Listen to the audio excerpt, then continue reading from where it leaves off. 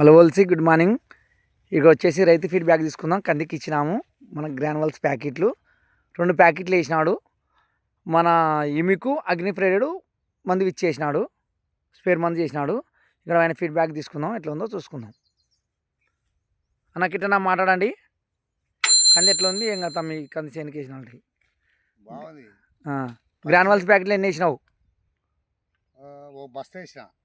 బస్తా అంటే ప్యాకెట్లు ప్యాకెట్లో ఈ చేనుకి ఎన్ని వేసినావు? దీనికి 2 వేసిన, 3 వేసినావు.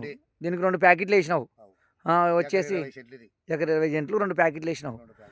ఇప్పుడు వచ్చేసి నీకు వేసినాక సాటిస్ఫాక్షన్ ఉందా లేదా?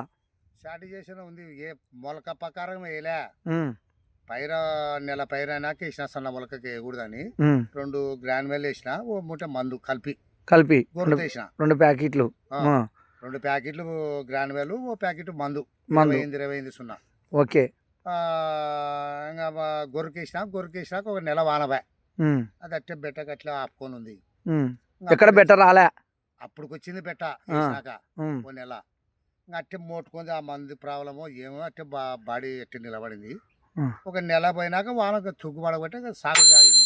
కొమ్మ సాగినాక ఓ పరి టైర్ కొట్టాము, టైర్ పూత మందు. మళ్ళీ 2వ తూరు గ్రాన్యువల్ మందు కొట్టా. మన ఇమికు గోల్డ్ అగ్నిప్రేరుడు కొట్టించినాము. వచ్చేసి ఇప్పుడు కొట్టి 14 రోజులు అయింది. రేపు ఆదివారం వస్తే 13 అయింది. రేపు సోమవారం 15 అయితే 15 కొట్టామంటే 15 కొడదామని ఉండవు. ఓకే. 15వ తేదీ 15వ తేదీ మళ్ళీ కొట్టాలి. రేపు 15 రోజులు. మన గ్రాన్యువల్స్ ఎవరైనా వీచ్ చేయొచ్చా, వీచ్ చేయకూడదా? చేయొచ్చు, బాగుంటది. ఎరుదోలినాక బాగా గ్రోతింగ్. 20 ఏళ్ళ అయినా నేను తోలకేసి ఎరుదోలక 20 ఏళ్ళ.